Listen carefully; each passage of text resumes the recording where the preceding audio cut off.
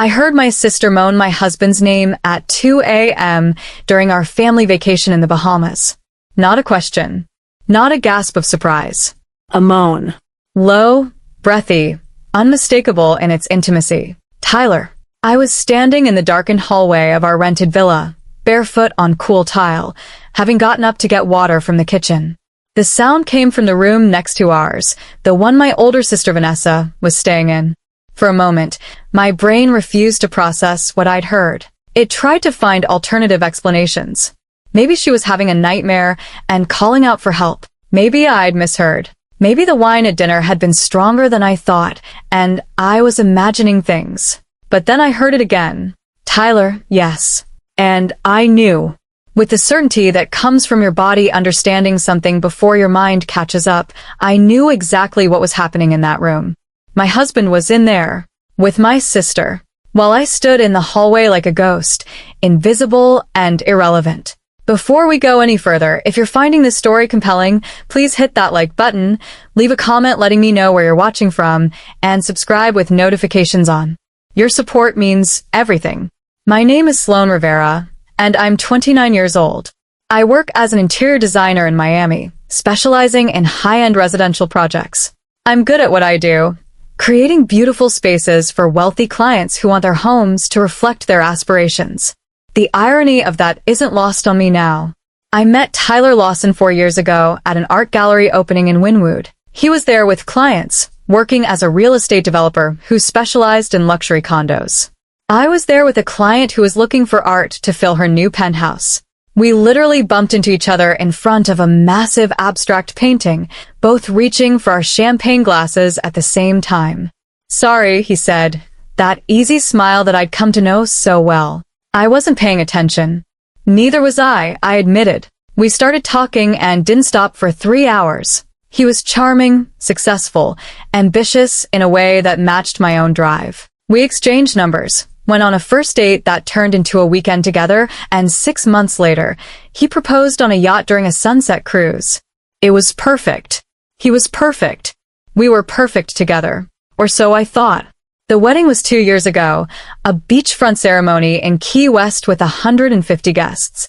Vanessa was my maid of honor, standing beside me in a champagne-colored dress, holding my bouquet, smiling for photos. She was 33 then, 4 years older than me, the successful one in the family. She ran a boutique marketing firm in Miami, lived in a penthouse in Brickell, drove a Mercedes, and dated men who looked like they stepped out of GQ magazine. Growing up, I'd always been in her shadow. Vanessa was the pretty one, the smart one, the one our parents bragged about at family gatherings. I was the quiet one, the artistic one, the one who was doing fine but never quite measuring up. It didn't make me hate her. If anything, I looked up to her. I wanted to be like her, confident and put together and effortlessly successful. I wanted her approval more than I wanted almost anything else. That's probably why it took me so long to see what was right in front of me. After the wedding, Tyler and I settled into married life in Miami. We bought a condo in Coconut Grove, spent weekends at the Design District, hosted dinner parties where we showed off our carefully curated life. Tyler's business was booming. He was closing deals on high-rise developments, making the kind of money that meant we could afford nice things without thinking twice. I was building my design firm, taking on bigger projects, getting featured in Florida design magazines. We looked successful. We looked happy. From the outside, we probably looked perfect.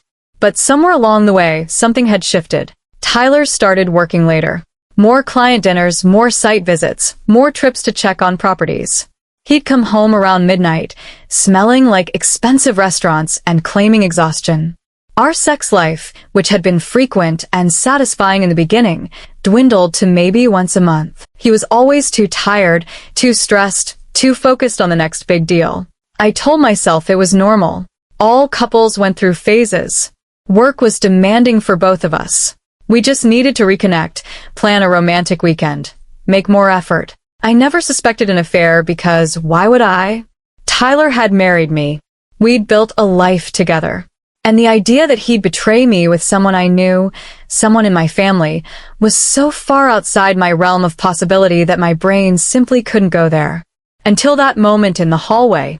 Standing there at 2 a.m., listening to my sister moan my husband's name, everything clicked into place with horrifying clarity. The way Tyler always volunteered to help Vanessa with things. Moving furniture in her new office, fixing something at her condo, giving her advice on real estate investments. The way Vanessa always looked perfect when Tyler was around. Full makeup, designer outfits, hair styled even for casual family dinners. The inside jokes between them that I never quite understood. The times at family gatherings when I'd look up and find them talking in a corner, their heads close together, pulling apart quickly when I approached. I'd thought it was nice that they got along. I'd been happy my husband and my sister were friends. I'd been so fucking naive. I stood in that hallway for what felt like hours but was probably only a few minutes. My hand was pressed against the wall, steadying myself, my heart pounding so loud I was sure everyone in the villa could hear it. The villa. The family vacation. The trip that Vanessa had suggested 2 months ago. We should all go somewhere together, she'd said at Sunday dinner at our parents' house. Mom and Dad, you guys, me. A real family vacation. When's the last time we did that? Our parents, Diana and Robert Rivera, had loved the idea. They were in their early 60s, both retired from successful careers in finance, and they adored the idea of quality family time. I'd been hesitant. Work was busy. But Tyler had encouraged me. Come on, babe, he'd said. When's the next time we'll all have a chance to do this? Your parents aren't getting younger. It would be good for us to take a break. So I'd agreed. Vanessa had handled all the planning. She'd found this villa in Nassau, a stunning property right on the beach with 5 bedrooms, a private pool, and floor-to-ceiling windows overlooking the ocean. I got an amazing deal through a client, she'd said. It's normally way out of our budget, but he's giving it to us for a week at half price. We'd arrived 3 days ago.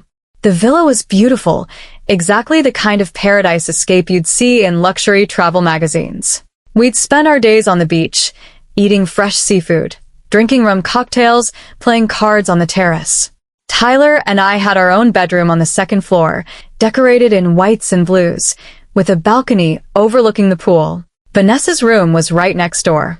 Our parents were in the master suite on the 1st floor. Perfect setup for a family vacation. Perfect setup for an affair. Now, standing in that hallway, I understood. This trip wasn't about family bonding.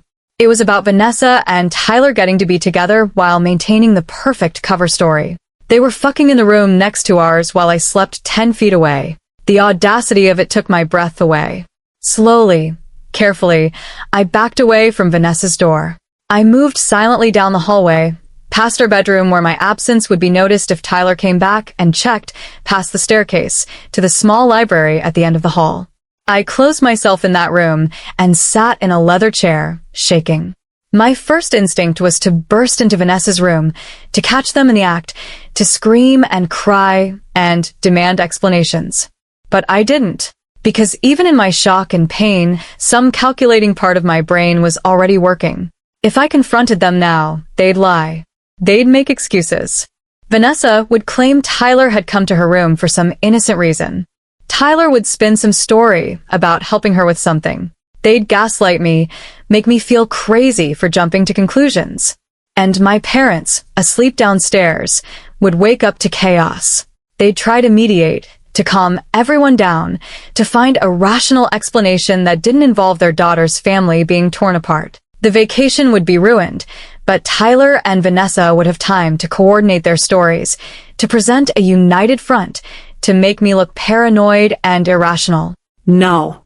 I needed proof, undeniable proof. I needed to catch them so thoroughly that there was no room for lies. And I needed to understand the full scope of what was happening before I made any moves. I pulled out my phone and checked the time. 2:17 a.m. I'd been in the library for maybe 10 minutes. I opened my messages and scrolled back through conversations with Tyler. Looking at them with new eyes, I saw the patterns I'd missed before. 2 weeks ago, working late, don't wait up. 3 weeks ago, meeting with investors, might be a late one. A month ago, drinks with the team after we closed the Brickell deal. I checked his location sharing, something we'd set up years ago for safety reasons. It was turned off. When had he turned it off? I opened Instagram, went to Vanessa's profile. Her most recent posts were from this trip. The villa, the beach, sunset cocktails. In several photos, Tyler was visible in the background. In one, taken yesterday, they were standing close at the beach bar, his hand on her lower back in a gesture that looked supportive but now seemed intimate. The likes and comments were full of people admiring our perfect family vacation. If they only knew. I sat there until 3 a.m., scrolling through social media, through old texts, through photos, looking for evidence I'd been too blind to see before. Then I heard a door open down the hall. Footsteps, trying to be quiet. The creak of our bedroom door opening and closing. Tyler, returning from Vanessa's room, slipping back into our bed like he'd just been in the bathroom. I waited another 10 minutes, then walked quietly back to our room. Tyler was in bed, on his side, apparently asleep. I climbed in beside him, lay there in the dark, and stared at the ceiling. My husband was having an affair with my sister. In that moment, lying next to a man I thought I knew, I felt something shift inside me. The shock was fading, replaced by something colder. Something sharper. I wasn't going to cry. I wasn't going to confront. I wasn't going to give them the satisfaction of an emotional breakdown. I was going to be smart about this. And I was going to make sure everyone saw exactly who they really were. The next morning, I woke up to sunshine streaming through the sheer curtains and the smell of coffee drifting up from the kitchen. Tyler was already up, probably making breakfast with my parents like the perfect son-in-law he pretended to be. I got dressed slowly, putting on a cheerful sundress and applying makeup carefully. When I looked in the mirror, I looked fine. Normal. Happy even. Perfect. I went downstairs to find everyone gathered on the terrace. My mother was reading a book in a lounge chair. My father was swimming laps in the pool. Tyler and Vanessa were in the outdoor kitchen, laughing about something, making pancakes together. They looked so comfortable, so natural, like they'd done this 1,000 times before. How long? The question burned in my mind. How long had this been going on? Morning, sleepyhead, Tyler said when he saw me, his smile easy and warm. He came over and kissed my cheek, and I had to force myself not to flinch. We're making your favorite, blueberry pancakes. Sounds great, I said, my voice steady. Vanessa turned from the griddle, spatula in hand. She was wearing a white bikini under a sheer cover-up, her skin already tan from 3 days in the sun. She looked like a model in a resort advertisement. Coffee's fresh, she said. I used that vanilla creamer you like. Thanks, Ness. I poured coffee, added the creamer, and sat at the terrace table. I watched them cook together, Tyler handing Vanessa ingredients, Vanessa playfully bumping him with her hip when he tried to steal a blueberry. My parents didn't notice anything unusual. They were just happy to see their children getting along, to have everyone together, to be on this beautiful vacation. But I saw everything differently now. Every gesture between Tyler and Vanessa was loaded with new meaning. Every shared glance, every casual touch, every inside joke. They'd been doing this right in front of me for God knows how long, and I'd been too trusting to see it. Sloan, honey, are you okay? My mother asked. You look pale. I'm fine, Mom. Just tired. Didn't sleep great. Too much sun yesterday, probably, Vanessa said, bringing a plate of pancakes to the table. You should take it easy today. Maybe skip the beach and rest by the pool. I looked at her, this woman who'd shared a room with me growing up, who'd taught me how to do my makeup, who I'd called when I got my first design client, who'd held my bouquet at my wedding while she secretly wanted my husband. Maybe I will, I said. We ate breakfast together, the perfect family on the perfect vacation. My father told jokes. My mother talked about the excursion she wanted to do tomorrow. Tyler described a property he was developing. Vanessa showed everyone photos on her phone from last night's sunset. Last night, when she'd been moaning my husband's name while I stood in the hallway. I smiled and nodded and laughed at the right moments. I complimented the pancakes. I suggested we play cards later. And all the while I was thinking, planning, watching. After breakfast, everyone dispersed. My parents went for a walk on the beach. Tyler said he had some work emails to catch up on and disappeared into his laptop. Vanessa announced she was going to lounge by the pool. I volunteered to clean up breakfast, insisting everyone else relax. Are you sure? Vanessa asked. I can help. No. You planned this whole trip. The least I can do is handle cleanup. She smiled, squeezed my shoulder, and headed to the pool. I cleared plates methodically, putting them in the dishwasher, wiping down counters. And while I worked, I watched through the kitchen window as Vanessa arranged herself on a lounge chair, applied sunscreen with deliberate sensuality, and eventually pulled out her phone. She was texting someone, smiling at her screen. I dried my hands and pulled out my own phone. I opened the location app that I shared with Tyler. His location was showing as the villa, but that was too vague. It just showed the property, not specific rooms. I needed more than that. I needed to know for certain when they were together. I needed timestamps. I needed evidence that would be undeniable even to my parents, even to friends, even to a divorce lawyer. I needed a plan. And suddenly I had one. I pulled on my messages and texted my best friend from college, Maya Chin, who is a family law attorney in Miami. Hey, random question. If someone wanted to document an affair for divorce purposes, what kind of evidence is most useful? She responded within minutes. Photos with timestamps. Video if possible. Text messages. Location data. Credit card records. Why? Everything okay? Just asking for a client. I lied. Thanks. Sloan, if you need to talk. I've fine. On vacation with family. I'll call you when I get back. I put my phone away and looked out at Vanessa by the pool. Tyler was still supposedly working in the upstairs office, but I could see him through the window, his laptop open but his eyes on his phone. Texting her probably. For more days. We had 4 more days of this vacation. 4 more days for me to gather evidence, to confirm what I already knew, to build an airtight case before I blew their world apart. I could do this. I could smile and play happy family while I documented every interaction, every secret moment, every lie. I could be patient, because the woman who stood in that hallway at 2 a.m., shocked and broken, wasn't going to be the woman who confronted them. The woman who confronted them was going to be calm, prepared, and absolutely certain of her next move. I went upstairs to our bedroom, passing Tyler in the office. Hey babe, he said without looking up from his screen.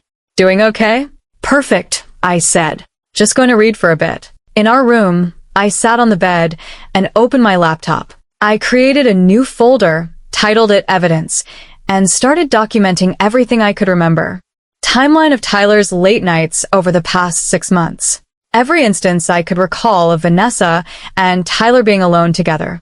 The dates Tyler had been out of town and Vanessa had been working late. I pulled up our credit card statements, looking for charges at restaurants I didn't recognize, hotels I hadn't stayed at, jewelry I'd never received. There. 3 months ago. A charge at a boutique hotel in South Beach. $500 for a room. I'd been at a design conference in Atlanta that weekend. Tyler had said he was staying home to catch up on work. I screenshot the charge. Saved it to the folder. 2 months ago. Dinner at a high-end steakhouse. $350. I'd been having dinner with a client that night. Tyler had said he was meeting with investors. Screenshot. Save. Last month. A jewelry store. $800. I'd never received jewelry. I checked Vanessa's Instagram from around that date. There it was. A photo of her wrist with a delicate gold bracelet. Treating myself. The caption read, Screenshot. Save. The evidence was there. It had always been there. I'd just been too trusting to look for it. I worked for 2 hours, building a timeline, organizing evidence, creating a picture of betrayal that was impossible to deny. Then I heard voices outside. Laughter. Tyler and Vanessa. I went to the balcony and looked down. They were in the pool together, splashing, playing like teenagers. My mother was sitting under an umbrella with a book, watching them with an indulgent smile. You two are worse than kids, she called out. Vanessa started it, Tyler said, grinning. She's very competitive about pool volleyball. I am not, Vanessa protested, pushing water at him. My mother laughed. Sloan, come join them. The water's gorgeous. I waved from the balcony. Maybe later, Mom. I'm in the middle of a good book. I watched a few more minutes as they played. At one point, Tyler's hand lingered on Vanessa's waist when he lifted her up to spike the imaginary ball. At another, she put her hand on his shoulder, their faces close, both laughing. Right in front of my mother. The boldness of it should have surprised me. But it didn't. Cheaters were always bold. They got away with it precisely because normal people couldn't imagine the betrayal happening right in front of their eyes. I went back inside and continued my research. By evening, I had a comprehensive file. Charges, dates, photos, a timeline. Everything organized and clear. Tomorrow, I'd start gathering more. Videos of their interactions. More photos. I'd document this entire vacation, every moment they thought they were getting away with it. And at the end of the week, when we returned to Miami, I decide exactly how to use what I'd learned. At dinner that night, we ate grilled fish and vegetables on the terrace, watching the sunset paint the sky in shades of orange and pink. "This is perfect," my father said, raising his wine glass. "To family, to being together, to making memories." We all raised our glasses. "To family," we echoed. I clinked my glass against Tyler's, then Vanessa's, and I smiled. They had no idea what was coming. And that was exactly how I wanted it. Day 2 of the vacation started with a family breakfast on the beach. The villa had arranged it as a surprise, a special touch Vanessa had requested when she booked the property. White tablecloth, fresh tropical fruit, mimosas, the whole production set up right on the sand while we slept. My mother was delighted. "This is like something out of a magazine." "Vanessa, how did you manage this?" I just asked, Vanessa said modestly, looking gorgeous in a white linen dress that set off her tan. They were happy to accommodate. I'll bet they were, I thought, watching her. Everything always worked out for Vanessa. People bent over backward to please her because she had that quality, that magnetism that made you want to make her happy. Even my own husband, apparently. We ate scrambled eggs and fresh pineapple while the morning sun warmed the sand around us. Tyler sat next to me, his hand occasionally resting on my knee in a gesture that would have felt affectionate yesterday, but now felt performative. "This is incredible," he said to Vanessa. "You really outdid yourself with this trip." "It's important," Vanessa said, meeting his eyes. "Family is everything." I nearly choked on my mimosa. My father, oblivious as always, raised his glass. "Here's to my girls. I'm lucky to have 2 daughters who've turned out so well." I smiled and clinked glasses, watching Vanessa over the rim. She was watching Tyler, a small smile playing at her lips. After breakfast, my parents announced they were taking a catamaran tour around the island. "You kids should come," my mother said. "It'll be fun." "I actually have some work calls," Tyler said apologetically. "Big deal closing next week. I need to check in with my team." "I'll stay too," Vanessa said. "I have some client proposals to review." Work never stops, right? My mother looked disappointed, but understanding. "Sloan, want to come with us?" Every instinct screamed at me to stay, to watch them, to see what they'd do when my parents were gone. But I needed to be strategic. If I stayed, they'd be careful. If I left, they'd get comfortable. Sloppy.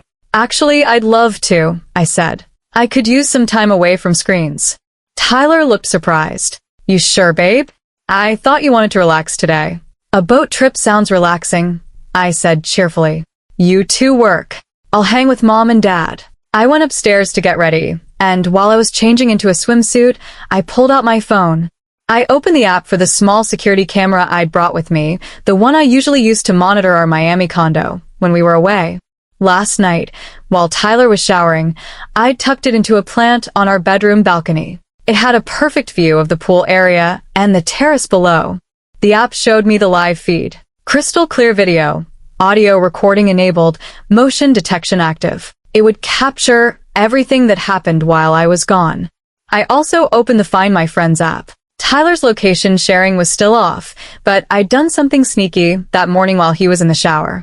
I'd taken his phone, which he never locked when we were on vacation, and installed a tracking app disguised as a weather widget. Now I could see his location in real time, even though he thought he'd disabled sharing. Technology was wonderful. I kissed Tyler goodbye before leaving, playing the devoted wife. "Have a productive work day. Don't stress too much." "I won't. Have fun on the boat." Vanessa gave me a hug. "Bring me back some good photos." "Will do." The catamaran tour was actually beautiful. 3 hours of sailing around Nassau, snorkeling in crystal clear water, drinking rum punch while my parents asked the captain about local history. But the whole time I was checking my phone. The camera feed showed Tyler and Vanessa at the pool within 20 minutes of us leaving. They started out in separate loungers, both on their laptops, maintaining plausible deniability.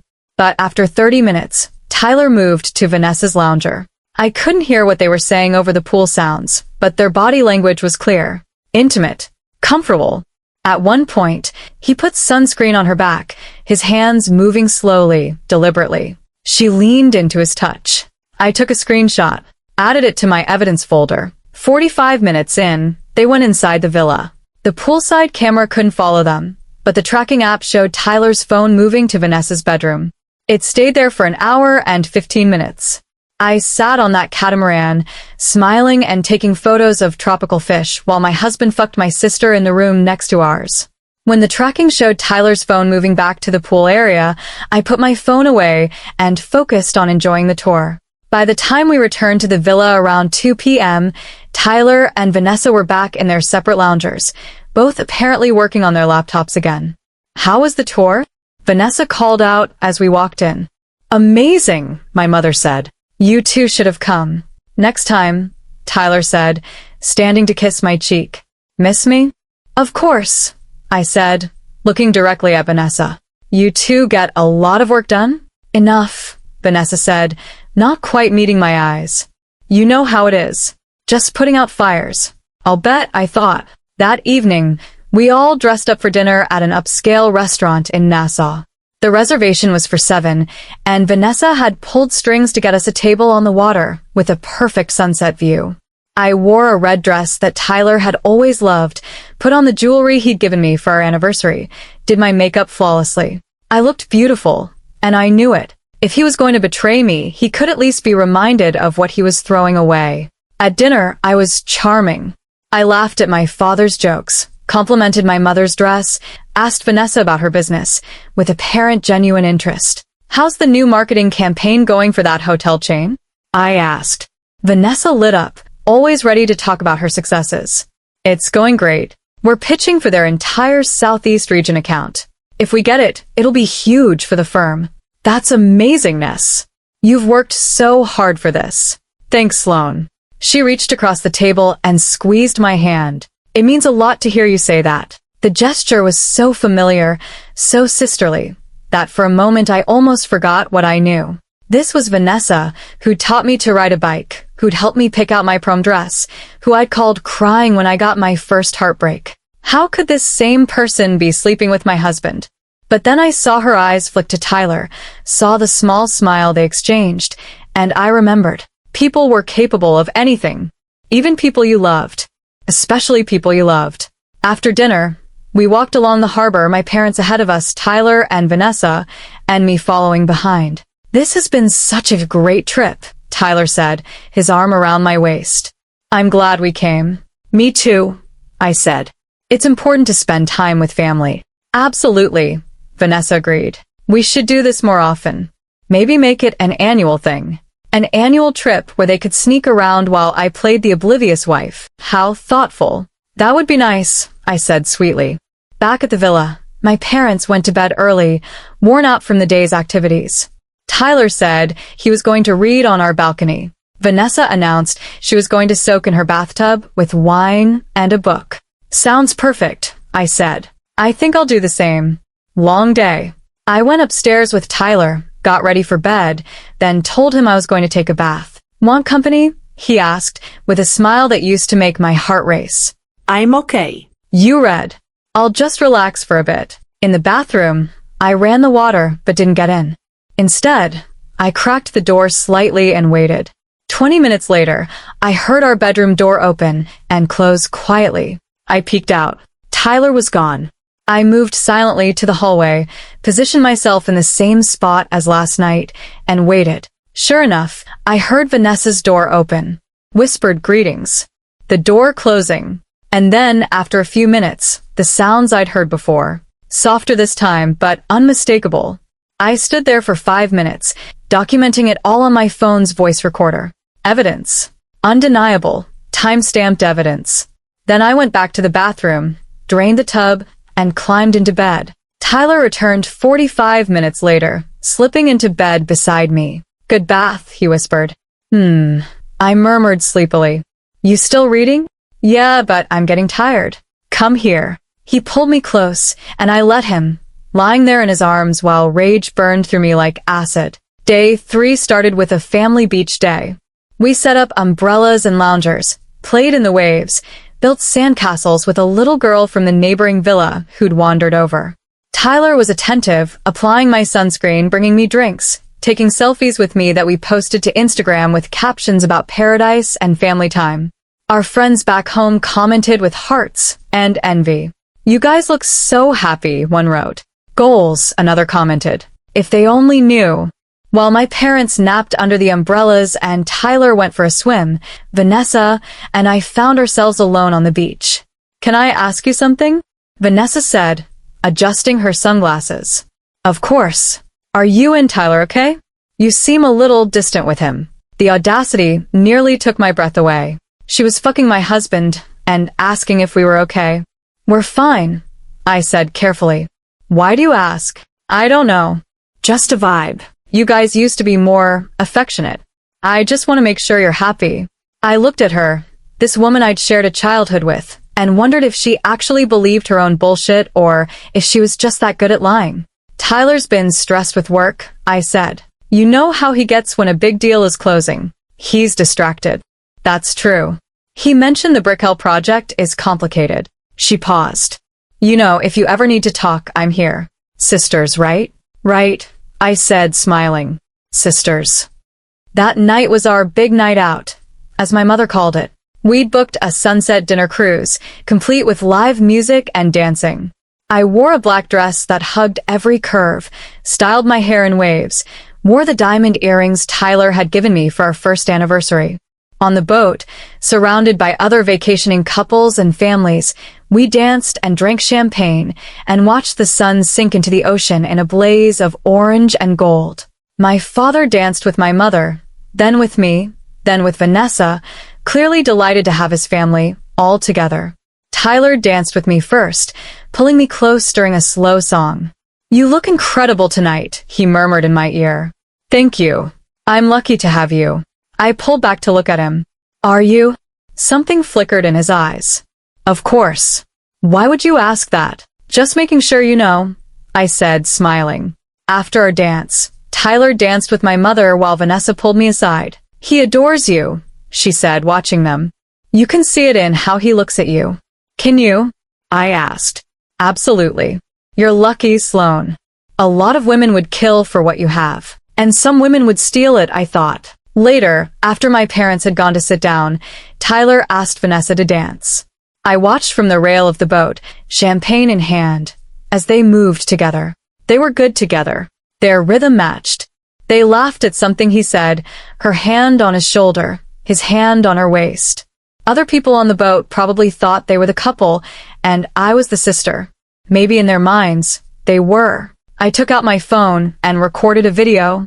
Just 30 seconds of them dancing, looking happy, looking perfect together.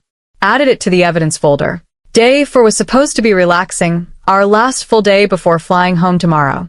But my mother had other plans. Family photo shoot, she announced at breakfast.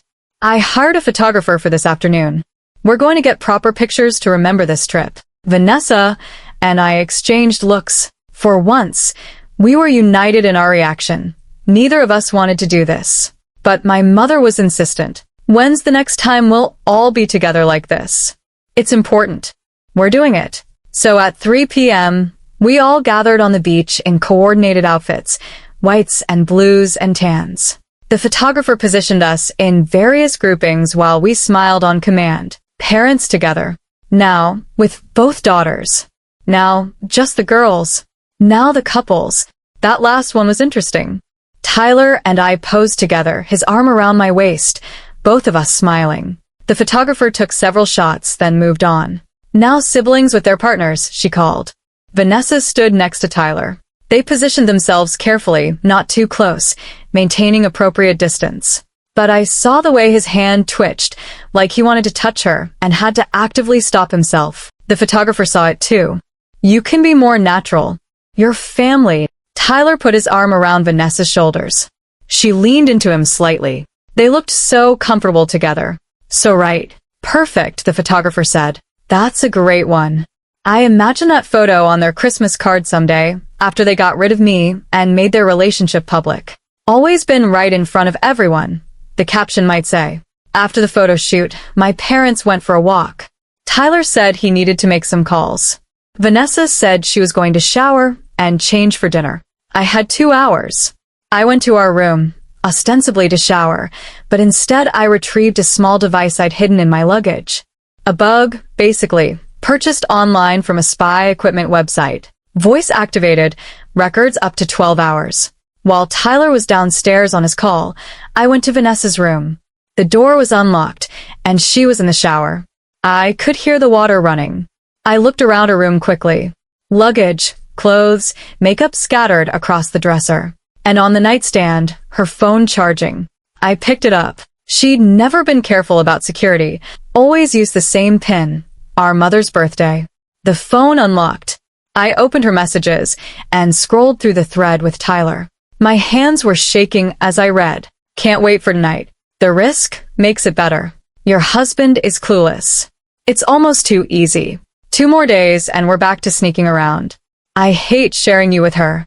After this trip, we need to figure out our next move. I'm tired of pretending. I took screenshots of everything, sent them to myself, then deleted the sent messages from her phone. Then I scrolled back further, looking at the history of their conversation.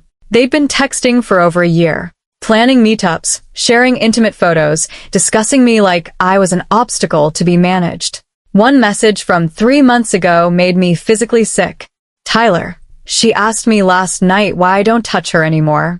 Vanessa, what did you tell her? Tyler, that I'm stressed with work. She bought it. She always buys it. Vanessa, poor thing. If she knew the real reason. Tyler, she's not going to know. We're too careful. I heard the shower turn off. I quickly returned her phone to the nightstand, tucked the bug behind the lamp where it wouldn't be visible, and slipped out of the room. Back in my own room, I sat on the bed and cried. Not from sadness, exactly, but from rage. From the sheer cruelty of their messages, the casual way they discussed deceiving me. But I didn't cry for long. I had work to do. I opened my laptop and created a presentation. Titled it Family Vacation Memories. I organized all my evidence chronologically. The credit card charges from months ago. The jewelry purchase. The hotel in South Beach. The texts I'd screenshot from Vanessa's phone. The video from the security camera showing them at the pool. The audio recording from last night. The dance on the boat. Everything, laid out clearly and undeniably. Then I created a second presentation, this one for my lawyer friend Maya. All the same evidence, but organized for legal purposes. Grounds for divorce, proof of adultery, timeline of deception. I sent it to her with a message. This is what I was asking about. Can you review and let me know what you think? I'm back in Miami tomorrow. She responded within an hour. Holy shit, Sloan. I'm so sorry. Call me when you land. This is airtight. You have everything you need. That evening was our final family dinner. My mother had made reservations at the villa's private chef service, a 5-course meal served on our terrace. It was beautiful. The sun setting over the ocean, candles flickering on the table, wine flowing freely. My father gave a toast. To my family. To my beautiful wife of 35 years. To my daughters, who make me proud every day. And to Tyler, who's been a wonderful addition to our family. Here's to many more years together.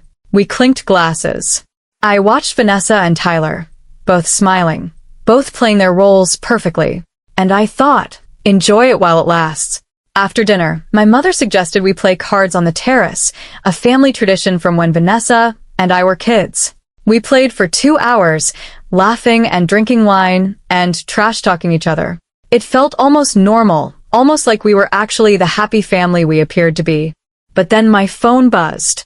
An alert from the bug I'd placed in Vanessa's room. Motion detected. Recording started.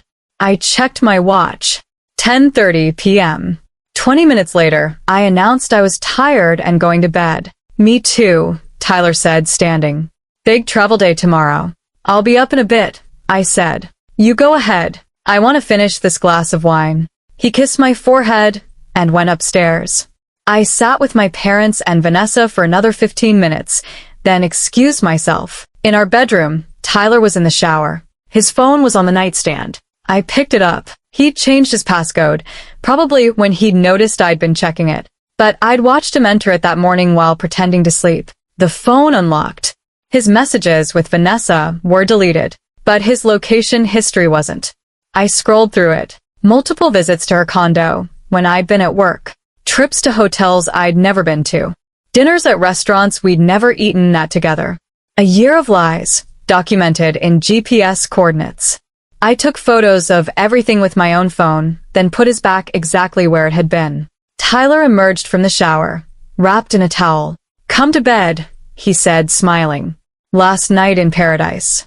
I climbed into bed beside him, and we lay there in the dark. "This has been a great trip," he said. "Your sister really outdid herself." "She did," I agreed. "We should plan our own vacation. Just us. Maybe somewhere romantic. Paris, maybe." "That sounds nice." He pulled me close, kissed my shoulder. "I love you, Sloan."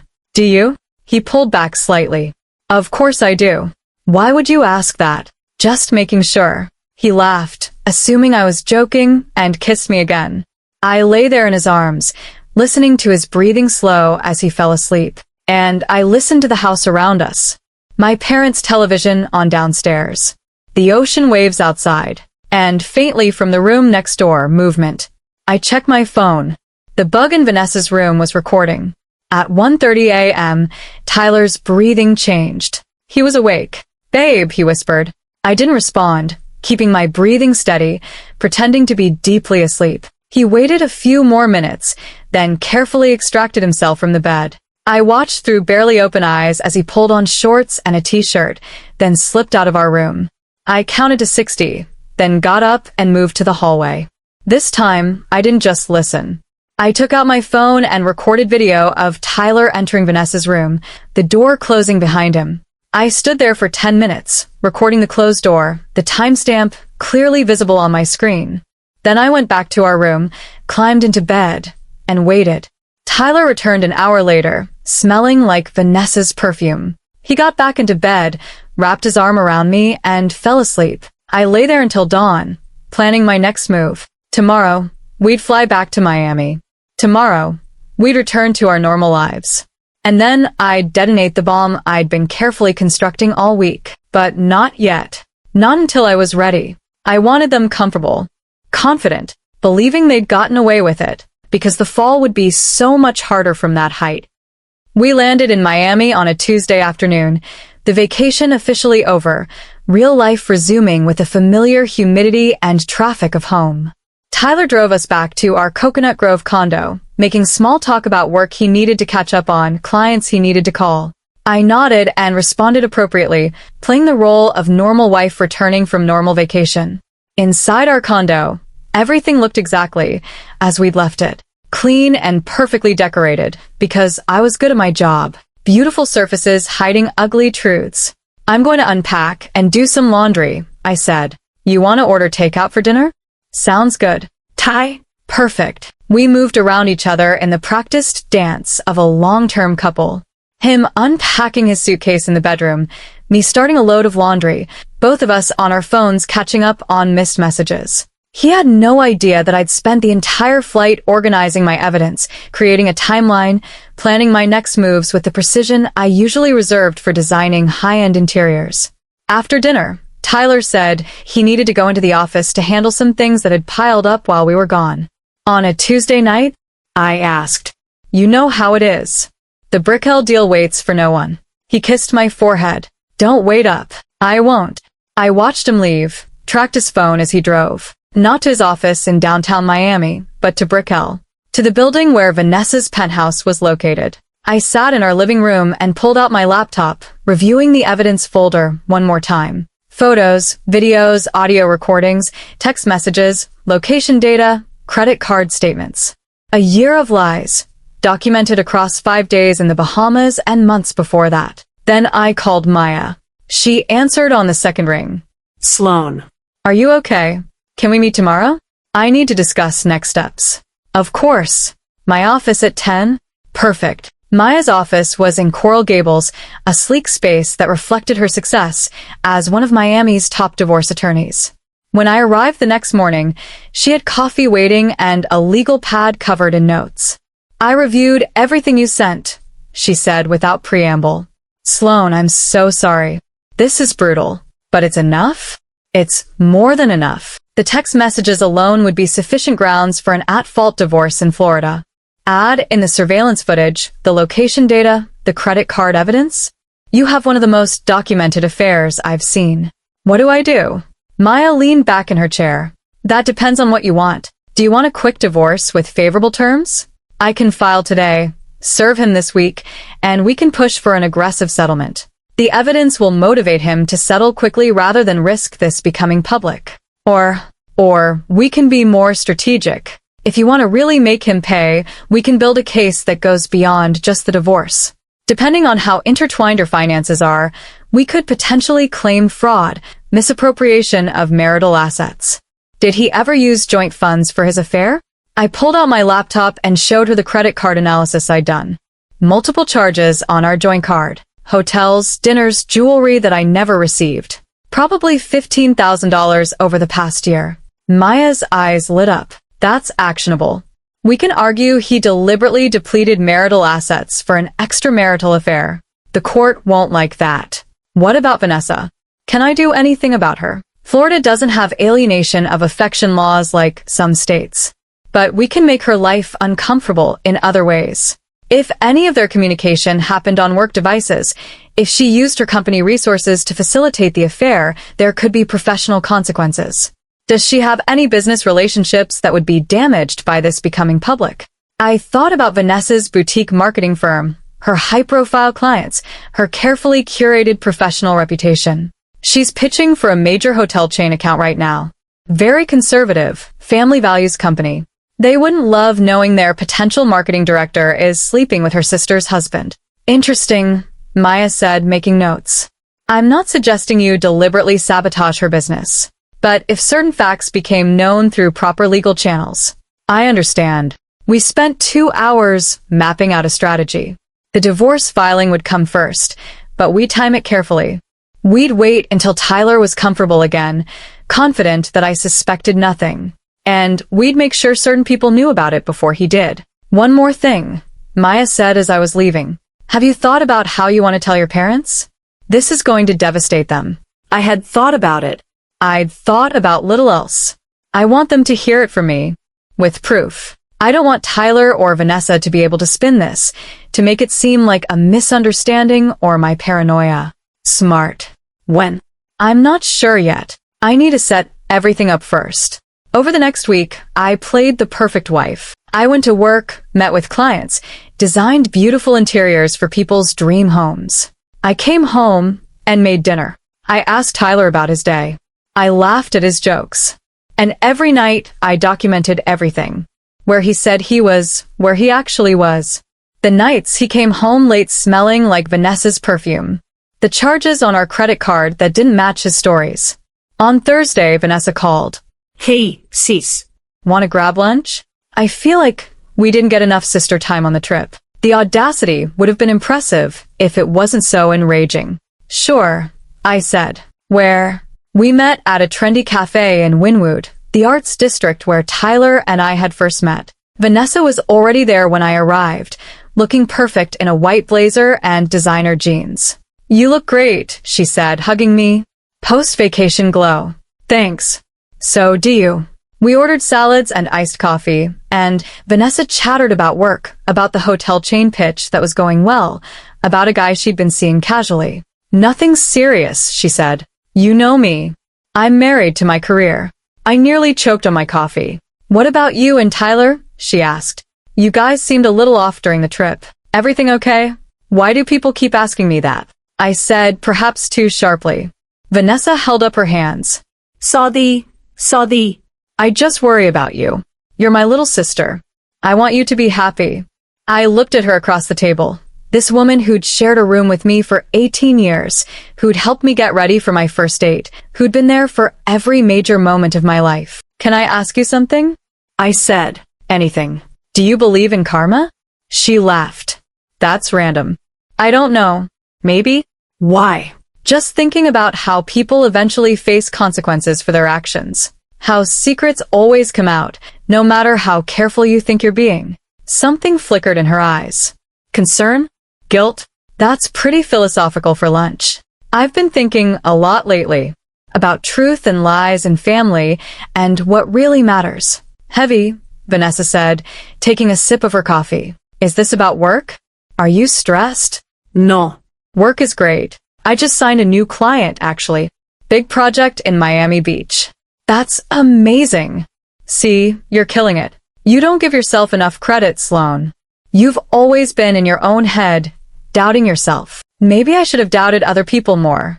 Vanessa's smile faltered. What do you mean? Nothing. Just thinking out loud. I checked my phone. Actually, I should get going. Client meeting at 2. Oh. Okay. She looked disappointed. We should do this more often, though. Sister lunches. Definitely. I lied. As I stood to leave, I paused. Vanessa? Yeah, that bracelet you're wearing. The gold one. Where'd you get it?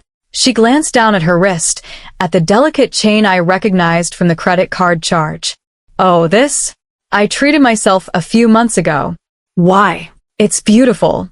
Tyler has good taste. The color drained from her face. What? The jewelry store charge.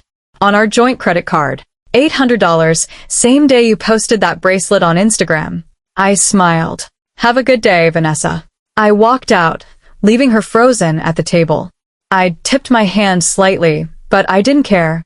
I wanted her nervous, wondering what else I knew, making mistakes. That night, my phone rang. Vanessa. I let it go to voicemail. She called again, and again. 6 times in 2 hours. Finally, she texted. Sloan, please call me. We need to talk. It's not what you think. I responded. I'm Busse. Talk later. Tyler came home around 8, earlier than usual. He looked stressed. Everything okay? I asked. Yeah, just a long day. How was your lunch with Vanessa? So she told him. Interesting. Fine. Why? No reason. She mentioned you seemed upset about something. Did she say what? No. He was watching me carefully. Did something happen? Not that I can think of. I was perfectly friendly. He didn't look convinced, but he didn't push it. Over the next few days, the texts from Vanessa increased. Calls I didn't answer. Messages I didn't respond to. Please talk to me. You're misunderstanding. I can explain. Don't do anything rash. That last one was interesting. What did she think I was going to do? On Sunday, my parents called. Family dinner at their house in South Charlotte, like we did most weeks when we weren't traveling. Can we skip this week? I asked. I'm not feeling great. Nonsense, my mother said. Come anyway. We'll take care of you. Besides, it's your father's birthday on Tuesday. We want to celebrate as a family. Perfect. Tyler and I drove to my parents' house together. Vanessa's Mercedes was already in the driveway. Inside, my mother was cooking, my father was setting the table, and Vanessa was in the kitchen helping with appetizers. She looked up when we walked in, and our eyes met. She looked terrified. Sloan, she said. Can we talk? Privately? Later, I said. I need to say hi to Mom and Dad first. Dinner was awkward. Vanessa kept trying to catch my eye. Tyler kept giving me concerned looks. My parents, oblivious as always, chattered about their week. Asked about the Bahamas trip, showed us photos they'd had printed. This one is my favorite, my mother said, holding up a photo from the beach. Tyler and Vanessa and me, all smiling, the ocean behind us. My beautiful children. Can I have a copy? I asked. Of course. I'll make you one. After dinner, my father opened presents. I'd gotten him a book he'd wanted. Tyler had gotten him a nice bottle of scotch. Vanessa had gotten him golf clubs. Always trying to outdo me, I teased her, and she looked at me with desperate, pleading eyes. When we were clearing dessert plates, Vanessa cornered me in the kitchen. Sloan, please. We need to talk about the bracelet thing. You're jumping to conclusions. Am I? I kept my voice low. Am I jumping to conclusions, Vanessa? Or am I finally seeing what's been right in front of me? I don't know what you think you know. I know enough. Sloan. Vanessa, I'm not doing this here. Not at Dad's birthday dinner. Then when I'm ready. I walked out of the kitchen, leaving her standing there. In the living room, Tyler was talking to my father about golf. My mother was wrapping up leftover cake. I looked at them, this family I'd grown up in, this family that was about to be shattered. And I felt nothing but cold determination. On Monday, I met with Maya again. File the papers, I said. I'm ready. When do you want him served? Friday. At his office. In front of his colleagues. Maya smiled grimly. Aggressive. I like it. And I want to schedule a family meeting with my parents. Before Tyler gets served. I want them to hear this from me, with evidence, so Tyler and Vanessa can't manipulate the narrative. When? Thursday evening. Can you come? As my attorney, to help explain the legal situation? Absolutely. We finalized the strategy. The divorce petition would cite adultery with specific dates and evidence. We'd push for an aggressive asset division, claiming Tyler's misuse of marital funds. We'd subpoena his phone records, his credit cards, everything. What about Vanessa? Maya asked. I have an idea about that, but it needs to happen after my parents know. Be careful, Sloan. Revenge can backfire. This isn't revenge. It's consequences. On Wednesday, I called my parents. Can Tyler and I come over Thursday evening? I need to talk to you both about something important. Of course, my mother said. Is everything okay? We'll discuss it Thursday. That night, Tyler asked what the family meeting was about. Just some financial planning stuff. I lied. Estate planning, wills, that kind of thing. Boring adult stuff. He accepted the explanation without question. Thursday afternoon, I took a half day from work and drove to my parents' house early. Maya met me there with her laptop and a folder of documents. You sure about this? She asked. Completely. When my parents answered the door and saw Maya, they looked confused. Sloan? What's going on? Who is this? This is Maya Chen. She's my attorney. Can we come in? My father's face went pale. Attorney? Sloan, you're scaring us. Inside, I set up my laptop on their dining room table. My hands were shaking, but my voice was steady. I need to show you something. It's going to be very difficult to see, but I need you to see it before Tyler gets here. Tyler's coming? My mother asked. Yes. In about 30 minutes. But first, I need you to see this. I opened my laptop and pulled up the presentation. Family Vacation Memories. The title slide read. And then I showed them everything. The credit card charges. The hotel receipts. The jewelry purchase. The text messages between Tyler and Vanessa. The surveillance footage from the Bahamas. The audio recording. The video of Tyler entering Vanessa's room at 1:30 a.m. My mother started crying within the first 5 minutes. My father sat in silence, his face turning red, then white, then red again. When I finished, 20 minutes later, the room was completely silent except for my mother's soft sobs. How long? My father finally asked, his voice rough. At least a year. Maybe longer. And you found all this during our vacation? Most of it, yes. Some of it I discovered afterward, going back through records. My mother looked up at me, her face streaked with tears. Why didn't you tell us immediately? Why did you wait? Because I needed to be sure. I needed evidence that couldn't be denied or explained away. And I needed to have a plan. What plan? My father asked. Maya spoke up. I'm filing divorce papers tomorrow. Tyler will be served at his office. The petition cites adultery with extensive documentation. And Vanessa? My mother whispered. I wanted you to know before I decide what to do about Vanessa. She's your daughter too. I won't destroy her professionally without giving you a chance to. Destroy her, my father said flatly. Do whatever you need to do. My mother gasped. Robert. No. His voice was hard in a way I'd never heard before. What they did is unforgivable. Both of them. Sloan is our daughter too, and they destroyed her marriage. In our house. On a family vacation that we paid for. Using our presence as cover for their affair. But Vanessa is a grown woman who made her choices. Sloan, whatever you decide to do, you have my full support. My mother was crying harder now. I can't believe this. I can't believe Vanessa would do this. I have trouble believing it too, I said quietly. But the evidence doesn't lie. Just then, we heard a car in the driveway. Tyler was here. My father stood up. I'll handle this. Dad. No. You've done enough. Let me. He opened the front door before Tyler could knock. Robert, Tyler said, smiling. Sorry I'm late. Traffic on. My father punched him. Tyler went down hard, blood streaming from his nose. Looking up in shock. What the fuck? Get up, my father said. You're going to look my daughter in the eye and explain why you've been fucking her sister for a year. Tyler's face went white. He looked at me through the doorway, saw Maya, saw my laptop, and understood. Robert, I can explain? Get up. Tyler stood slowly, holding his bleeding nose. It's not, we didn't. Don't lie, my father said. She has evidence. Video, audio, texts, everything. The only question is whether you're going to make this easy or hard. Where's Vanessa? Tyler asked. That's your first question? My mother's voice was icy. Not, I'm sorry.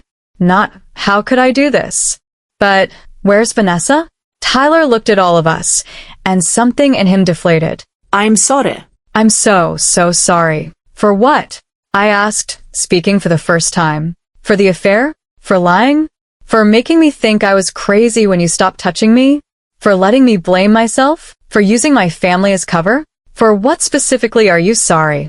He didn't answer. Maya is filing divorce papers tomorrow, I said. You'll be served at your office. I want you out of our condo by Sunday. Take only your personal belongings. We'll divide assets through the lawyers. Sloan, please. I have video of you entering Vanessa's room at 1:30 a.m. on our family vacation. I have text messages where you call me clueless. I have a year of hotel charges and restaurant bills and jewelry purchases. I have everything, Tyler.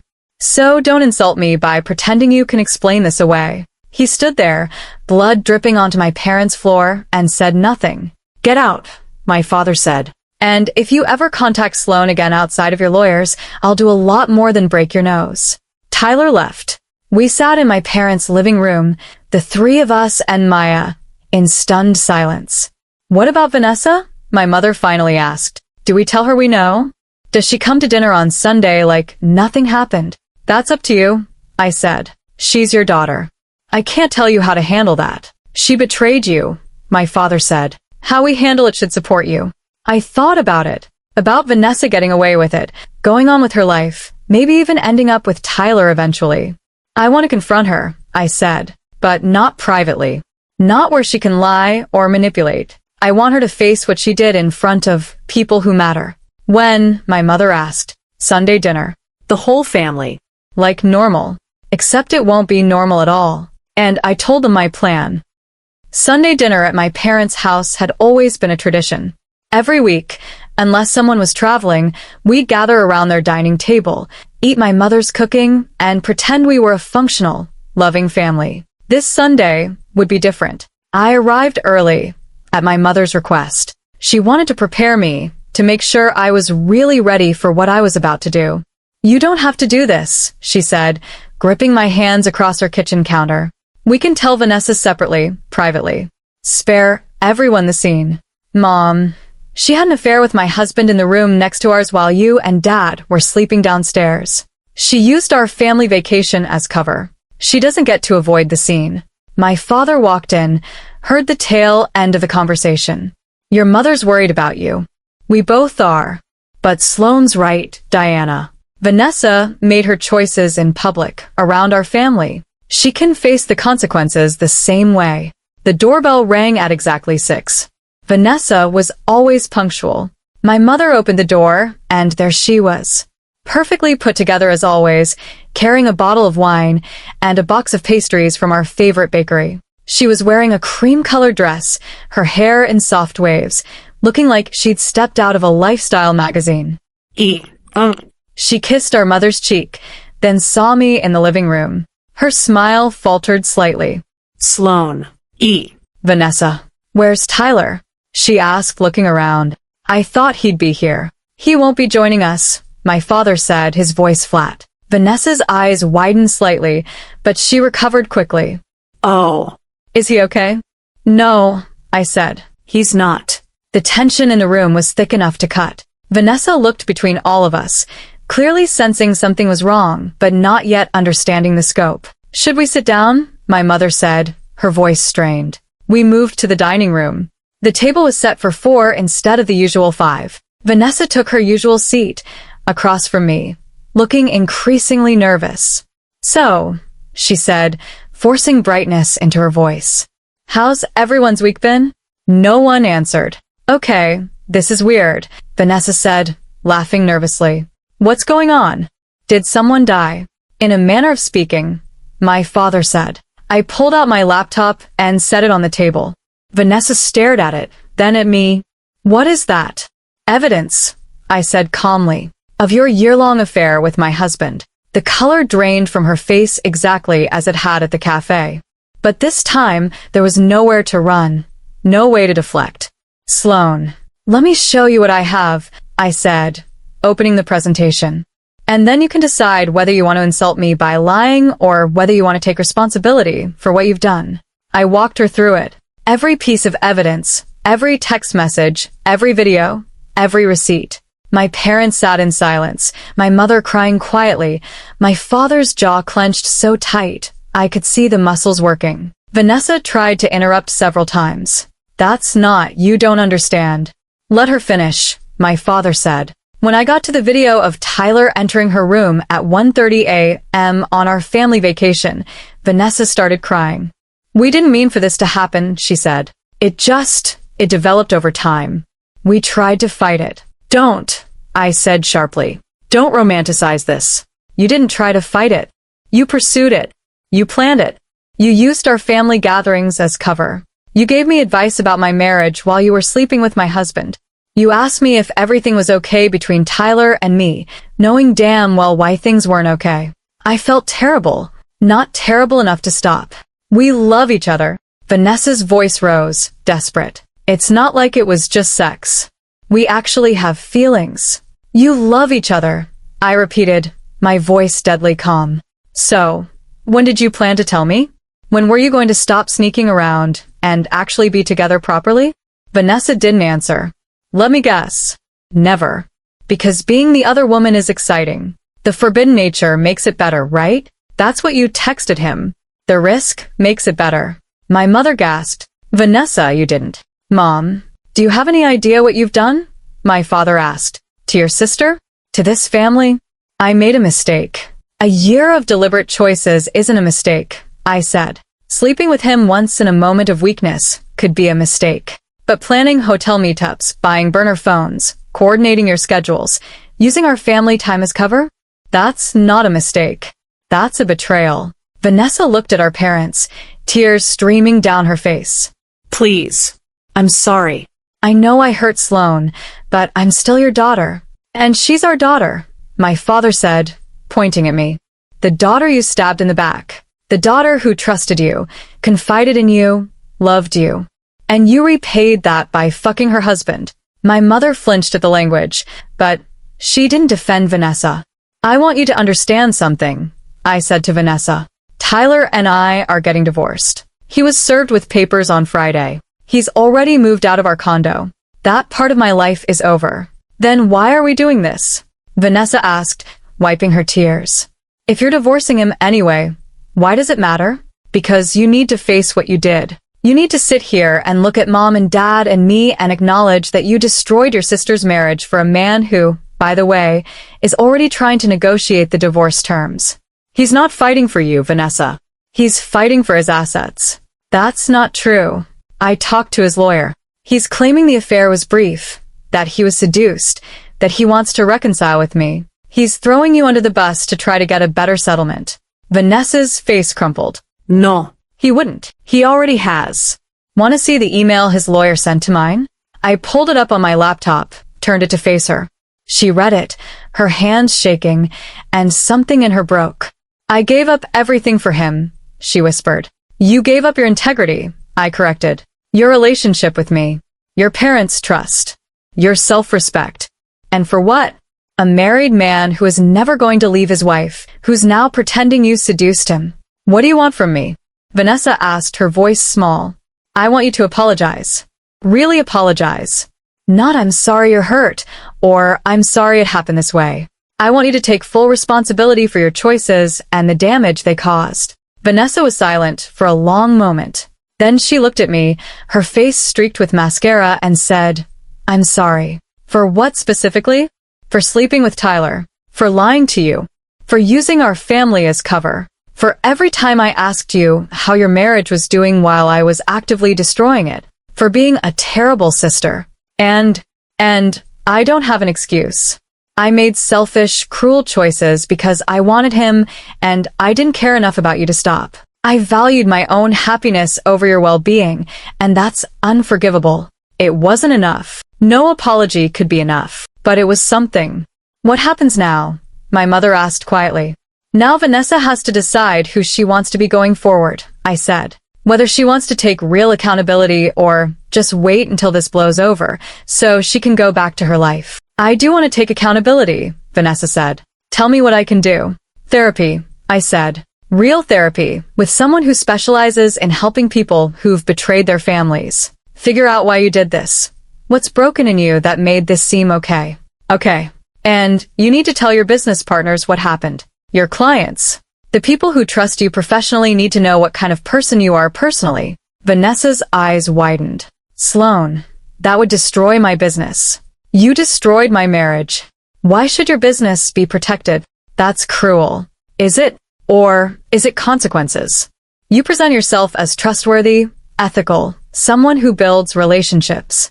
But you're willing to lie and manipulate and betray even your own family. Your clients should know that." My father spoke up. "I think Sloan's right. You need to face real consequences, Vanessa. Not just losing your sister's trust, but facing professional repercussions too. Dad, you've spent your whole life getting away with things because you're charming and successful and people want to believe the best of you. But charm doesn't make up for character. And right now, your character is severely lacking." Vanessa looked at our mother desperately. "Mom," my mother sighed. "I love you, Vanessa. You're my daughter, and that won't change. But I'm deeply disappointed in you. And I think you need to face the full consequences of what you've done, even if that's painful." We sat in silence for a moment, the weight of the conversation pressing down on all of us. "I want you to know something," I said to Vanessa. "I don't hate you. I wish I did. It would be easier. But you're still my sister, and some part of me still loves the person you used to be, or the person I thought you were. But I can't have you in my life anymore. Not as it stands. Maybe someday, after years of therapy and real change, we could have some kind of relationship. But right now, you're toxic, and I have to protect myself from you." "I understand," Vanessa whispered. "Do you? Do you really?" "Because I need you to understand that this isn't temporary. This isn't me being dramatic or needing space. This is me cutting you out of my life, because keeping you in it would destroy me." "I understand," she said again, and this time she sounded like she meant it. "Good." I closed my laptop and stood up. "I'm going to go now. Mom, Dad, I love you. Thank you for supporting me through this." I kissed both my parents, picked up my laptop, and walked to the door. "Sloan," Vanessa called after me. I turned back. "For what it's worth," she said, "you deserved better. From both of us." "I know," I said. "That's why I'm done accepting less." I drove home to my condo, the space that was mine alone now. Tyler had moved out, taking only his clothes and personal items like I demanded. The rest we divide through lawyers. I poured a glass of wine and sat on my balcony, looking out over Coconut Grove, and I felt something unexpected. Relief. The bomb had been detonated. The secrets were out. The family was shattered. And I was free. 6 months later, I sat in my newly redesigned home office, reviewing a design proposal for a client in South Beach. The condo was different now. I'd redecorated entirely, erasing every trace of Tyler, every memory of our marriage. New furniture, new art, new color scheme. It felt like mine in a way it never had before. The divorce had been finalized 3 months ago. Tyler had settled quickly, giving me favorable terms rather than risk the evidence becoming public in a trial. I got the condo, a substantial cash settlement, and my business remained entirely mine. He tried to contact me a few times through friends, claiming he wanted to apologize properly, to explain. I'd ignored all of it. There was nothing he could say that would change anything. Vanessa had followed through on therapy, at least according to our mother. She'd also made a public statement to her business partners and clients about personal conduct that fell below the standards I hold myself to professionally. Some clients left. Others stayed. Her business survived, but damaged. She'd tried to reach out to me a few times too. Letters, emails, texts. I'd read them, but never responded. She was sorry. She was in therapy. She was learning and growing and changing. Good for her. Maybe someday, I'd be ready to hear it, but not today. My parents had struggled with the fallout. They loved both their daughters, but they'd chosen to support me, and that meant limiting their relationship with Vanessa. Sunday dinners continued, but Vanessa wasn't invited. They saw her separately, maintained a relationship, but it was strained. "We're proud of you," my father had told me recently, "for standing up for yourself, for not letting them get away with it, for rebuilding." And I had rebuilt. My design business was thriving. I'd taken on bigger projects, including a complete redesign of a boutique hotel in Miami Beach. I'd been featured in Architectural Digest. I'd hired 2 new designers to keep up with demand. I'd also started dating again, casually. Nothing serious yet. I wasn't ready for serious. But it was nice to go to dinner with someone who looked at me like I was worth pursuing, worth being honest with, worth respecting. I'd gone to therapy too, working through the betrayal, the self-doubt, the trust issues. My therapist had helped me understand that what Tyler and Vanessa did wasn't about me being insufficient. It was about them being broken. "You could have been perfect," she'd said, "and they still would have done this. Because this was about their flaws, not yours." That had been hard to accept, but important. On a Tuesday evening, 7 months after the divorce was finalized, I was at a gallery opening in Wynwood, the neighborhood where Tyler and I had met. I'd avoided it for months, but I decided it was time to reclaim spaces that held memories. I was standing in front of a vibrant abstract piece when someone approached. "That's powerful, isn't it?" I turned. The man was probably late 30s, handsome in an understated way, with kind eyes and an easy smile. "It is," I agreed. "I love the energy of it." "I'm Alex," he said, extending his hand. "I work with the artist." Sloan. "I'm an interior designer." We talked for an hour about art and design and Miami and everything and nothing. He was intelligent, funny, genuine. When he asked for my number, I hesitated for only a moment before giving it to him. Later that night, my phone buzzed with a text from Maya. "Saw the news. Thought you'd want to know." She'd attached a link to a gossip column. The headline read, "Local developer Tyler Lawson engaged to marketing executive Vanessa Barrett." I stared at the announcement. They'd gotten engaged. 6 months after our divorce, they were making it official. I waited for the pain, the anger, the hurt. But all I felt was a distant kind of pity. They'd gotten what they wanted. Each other. And they'd have to live with how they got it. Every time they looked at each other, they'd remember the lies, the betrayal, the people they'd hurt. Their relationship was built on a foundation of deception, and that rot would always be there, no matter how they tried to cover it up. I texted Maya back. "Thanks for letting me know." "I'm okay." And I was. I'd lost a husband and a sister, but I'd gained something more valuable. Myself. I'd learned that I was strong enough to face the truth, even when it was devastating. That I could stand up for myself, even against the people I loved most. That I could rebuild, redesign, reimagine my life from the ground up. Tyler and Vanessa could have each other. They deserved each other. I deserved better. And I was finally starting to believe that. 1 year after the divorce, my parents threw a party. Not for a birthday or holiday, but to celebrate the launch of my coffee table book, Design Spaces, Redesign Life, The Art of Starting Over. It was part design portfolio, part memoir about rebuilding after betrayal. My publisher had been nervous about the personal elements, worried it was too vulnerable, too raw. But it had struck a chord. The book was selling well, getting positive reviews, inspiring other people who were rebuilding from their own disasters. The party was at a gallery I'd helped design, a beautiful space in the design district with clean lines and natural light. Friends, clients, colleagues, all there to celebrate. My parents stood with me, looking proud. "We always knew you were talented," my mother said. "But this? Sloan, this is extraordinary." "Thanks, Mom. Your father and I were talking, she said carefully. About Vanessa. I tensed. What about her? She saw the announcement about your book. She asked if she could come to the party. What did you tell her? That it wasn't our decision. It's your night. Your achievement. You get to decide who's here. I thought about it. About Vanessa. Probably at home with Tyler, planning their wedding, living the life they'd stolen from me. No, I said. She's not welcome here. My mother nodded. That's what I told her. How did she take it? She cried. But she said she understood. I looked around the room at the people who'd supported me, believed in me, stood by me through the worst year of my life. These were my people. This was my success. And I'd earned it without Vanessa. Alex was there too. We'd been dating for 5 months now, taking it slow, building something real and honest. He knew my story, knew what I'd been through, and he was patient with my trust issues, my boundaries, my need to go slow. You okay? He asked, bringing me a glass of champagne. Yeah, I said, and I meant it. I'm really okay. Later, when I gave a short speech thanking everyone for their support, I talked about the design philosophy in my book. We spend so much time trying to fix broken things, I said. Broken relationships, broken trust, broken spaces. But sometimes, the healthiest thing you can do is tear it all down and start fresh.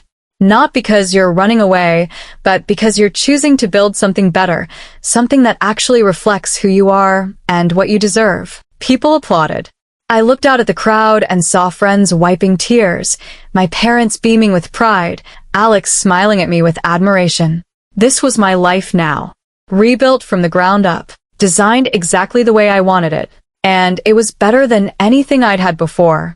2 years after I heard my sister moan my husband's name at 2 a.m. in the Bahamas, I was standing on a beach in Tulum, Mexico, attending a wedding I designed for a high-profile client. It was a stunning event, everything the bride had dreamed of. But what struck me most was watching the couple exchange vows, seeing the genuine love and respect in their eyes. That's what it was supposed to look like. That's what I'd thought I had with Tyler. But I'd been wrong. And that was okay. Because being wrong about Tyler had led me to being right about myself. I'd learned to trust my instincts, to ask questions, to demand honesty, to walk away from anyone who couldn't give me respect. I'd learned that I didn't need someone else to complete me. I was complete on my own. And if someday I decided to let someone into my life again, it would be because they added to what I'd built, not because I needed them to fix something broken. After the wedding, I walked along the beach alone, letting the waves wash over my feet, and I thought about the woman I used to be. The woman who blamed herself when her husband stopped touching her, who made herself smaller trying to save a marriage that was doomed from the start, who trusted too easily and questioned too little. That woman was gone. In her place was someone stronger, clearer, unafraid to stand alone. My phone buzzed. A text from my mother. Vanessa and Tyler got married this weekend. Small ceremony. I thought you should know. I looked at the message for a moment, then deleted it. Their choices, their lives, their consequences. I had my own life to live, and it was beautiful. 3 years later, I sold my design firm for more money than I'd ever imagined. Not because I wanted to stop working, but because I wanted the freedom to be selective, to only take projects that excited me, to travel and explore and live. I bought a house in Coral Gables, designed it exactly the way I wanted, and turned it into a space for creativity and peace. I wrote another book, traveled to 15 countries, fell in love with someone who treated me with respect and honesty. I attended my niece's first birthday party, the daughter Vanessa and Tyler had together. It was awkward, the first time I'd seen them both since the Sunday dinner confrontation. But I went for my parents, who desperately wanted their family to find some kind of peace. Vanessa approached me carefully. Thank you for coming. I came for Mom and Dad. I know. She looked older, tired. For what it's worth, I think about what I did every day. The guilt doesn't go away. Good, I said. It shouldn't. Do you think you'll ever forgive me? I thought about it honestly. I don't know. Maybe someday. But forgiveness isn't the same as reconciliation. Even if I forgive you, that doesn't mean we go back to being sisters. I understand. And maybe she did. Maybe therapy had actually helped her understand the magnitude of what she'd done. Or maybe she was just better at appearing remorseful. Either way, it wasn't my problem anymore. I'd done the work of healing. I'd rebuilt my life. I'd moved on. What Vanessa did with her guilt was her own journey. If you've connected with this story, please hit that like button and leave a comment sharing where you're watching from. Subscribe and turn on notifications so you don't miss future stories. And if you're going through something similar, if you've discovered betrayal that's shattered your world, I want you to know you will survive this. You will rebuild. You will become someone stronger than you were before. Not because the pain makes you strong, but because choosing to stand up for yourself, to demand better, to walk away from people who don't value you, that makes you strong. You deserve honesty. You deserve respect. You deserve a life built on truth, not lies. And sometimes, the people who hurt you most are the people you love most. That's not your fault. That's their failure, not yours. Trust yourself. Believe yourself. Choose yourself. The rest will follow.